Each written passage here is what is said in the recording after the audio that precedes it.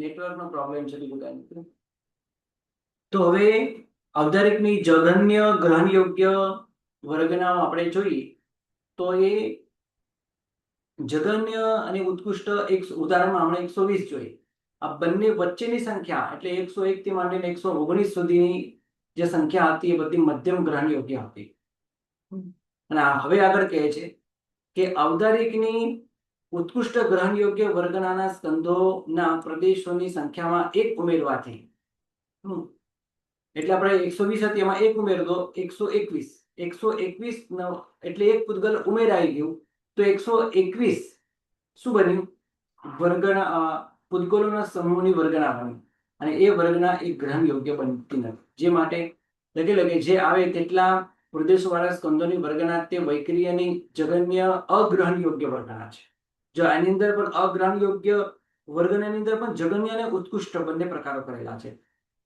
તેના સ્કંદના પ્રદેશોની સંખ્યાને અભવ્ય કરતા અનંતપૂર્ણ અને સિદ્ધના અંતમાં ભાગથી ગુણતા જે આવે તેટલા પ્રદેશવાળા સ્કંદોની વર્ગના તે વૈક્રિય અને ઉત્કૃષ્ટ અગ્રહણ યોગ્ય વર્ગના છે. અને જઘન્ય અને ઉત્કૃષ્ટ વચ્ચેની એકોત્તર વૃદ્ધિવાળા પ્રદેશવાળા સ્કંદોની વૈક્રિયની મધ્યમ અગ્રહણ યોગ્ય વર્ગનાઓ છે. આ વર્ગનાઓ વધુ પ્રદેશવાળી અને સૂક્ષ્મ હોવાથી ઔદારિક માટે અગ્રહણ યોગ્ય છે અને અલ્પ પ્રદેશવાળી અને સ્થૂળ હોવાથી વૈક્રિય માટે પણ એ અગ્રહણ યોગ્ય છે.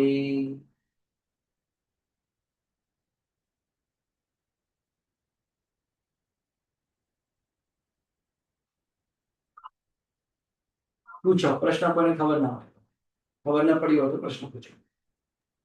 ગુરુજી, આપે કીધું ને કે પહેલા અગ્રાહ્ય હતી, પછી ગ્રાહ્ય થઈ, પછી અગ્રાહ્ય થઈ ઔદારિક માટે, પછી વૈક્રિય આવ્યો તો પહેલા અગ્ર. પછી તો એવું શું થયું કે પહેલા અગ્રાહ્ય હતી, પછી અગ્રાહ્ય હતી અને વચ્ચે ગ્રાહ્ય? તો એવું કોઈ હોય કે પહેલા એનામાં કેપેસિટી નહીં હતી, પછી કેપેસિટી, પાછી કેપેસિટી નથી, એવું થાય? ના, કેપેસિટી પહેલા હતી અને પછી નથી એવું નથી. એ ગ્રહણ યોગ્ય વર્ગણાઓ માટે અયોગ્ય છે. જી. કે કારણ કે મારે ઔદારિક શરીર બનાવવું હોય તો મારે જેવું મટીરીયલ જોઈએ છે એવું જ હોય તો જ હું ઔદારિક શરીર બનાવી શકું. બહુ ઓછા કર્મ પૂતગલ એટલે બહુ ઓછા પૂતગલ પડે તો પણ બનાવી શકું અને ખૂબ વધારે બની શકો બને એટલે ખૂબ વધારે વર્ગણાઓ બને તો પણ એ પણ એનાથી પણ ન બનાવી શકું. મધ્યમ જોઈએ મને તો હું બનાવી શકું. જી.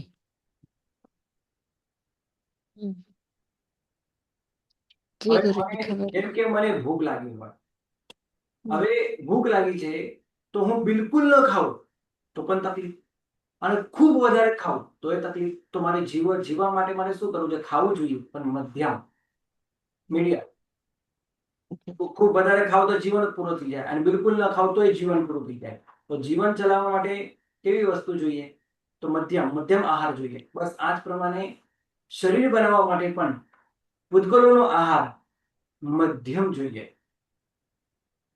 બહુ ઓછા પણ ન જોઈએ, કારણ કે ઓછા કર્મ ઓછા પૂતગલો હોય તો પણ શરીર ન બનાવી શકો અને ખૂબ વધારે હોય ક્વોન્ટિટી હોય તો પણ ન બનાવી શકે.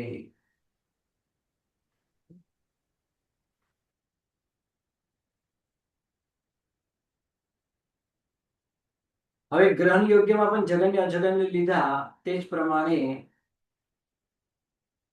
અગ્રહણ યોગ્યમાં પણ જઘન્ય અને ઉત્કૃષ્ટ હોઈ શકે છે.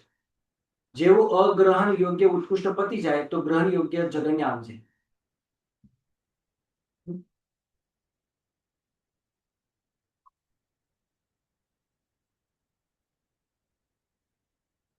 વૈક્રિયની અગ્રહણ યોગ્ય વર્ગના સ્કંદના પ્રદેશોની સંખ્યામાં એક ઉમેરવાથી જે આવે તેટલા પ્રદેશવાળા સ્કંદોની વર્ગના તે વૈક્રિયની જઘન્ય ગ્રહણ યોગ્ય વર્ગના તેના સ્કંદના પ્રદેશોની સ્કંદમાં તેનો અનંતમાં ભાગ ઉમેરવાથી જે આવે તેટલા પ્રદેશવાળા સ્કંદોની વર્ગના તે વૈક્રિયની ઉત્કૃષ્ટ ગ્રહણ યોગ્ય વર્ગના છે. અને જઘન્ય અને ઉત્કૃષ્ટ વચ્ચેની એકોત્તર વૃદ્ધિવાળા બધા મધ્યમ ગ્રહણ યોગ્ય વર્ગનાઓ કહેવાય. અને વૈક્રિયની ઉત્કૃષ્ટ ગ્રહણ યોગ્ય વર્ગનાના સ્કંદના પ્રદેશોની સંખ્યામાં એક ઉમેરવાથી જે આવે એટલે એક પ્રદેશ ઉમેરવાથી જે આવે તેટલા પ્રદેશવાળા સ્કંધોની વર્ગના તે આહારકની જગનની અગ્રહણ યોગ્ય વર્ગના જાણો. આ જ પ્રમાણે તમારે ઠેક સુધી લઈ જવું. ક્યાં સુધી? કાર્બન વર્ગના સુધી.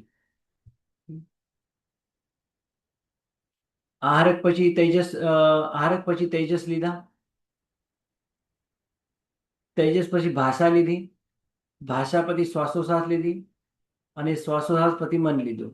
અહીંયા છે ને આ મતાંતર છે, રાઈટ. ક્યારેક શ્વાસોશ્વાસ પહેલા લેવાય છે તો ક્યારેક તેજસ પહેલા લેવાય છે. અલગ અલગ ચોપડીમાં અલગ અલગ વસ્તુ મેં જોઈ છે, તો આ મતાંતર હોય એવું મને લાગે છે, રાઈટ. તો અહીંયા ઔદારિક અને ગ્રહણ યોગ્ય અતિ સૂક્ષ્મ, એકથી માંડીને અનંત સુધી, રાઈટ.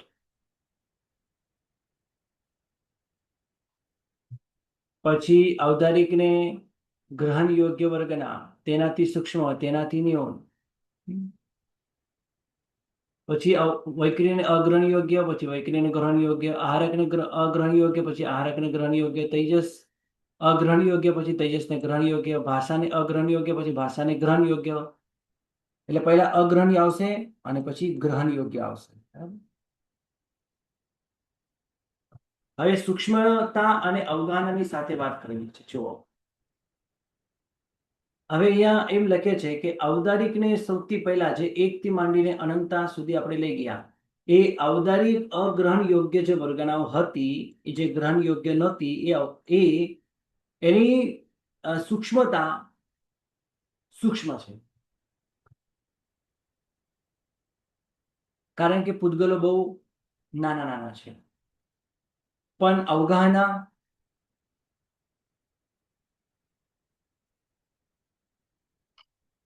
અંગુલનો અસંખ્યાતમો ભાગ,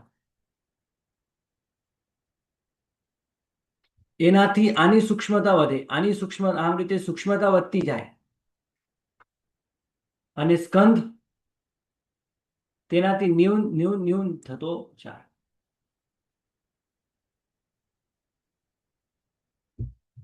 બરાબર છે.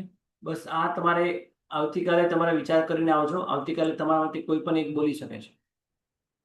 આ સૂક્ષ્મતા, અવગાહના, વર્ગના, અગ્રહણ યોગ્ય, ગ્રહણ યોગ્ય, અને પછી આપણે આગળ ચાલીએ. બરાબર છે. બસ આજે એટલું રાખીએ. પ્રણામ. નમો નમઃ. પ્રણામ ગુરુજી. પ્રણામ પ્રણામ ગુરુજી. ગુરુજી.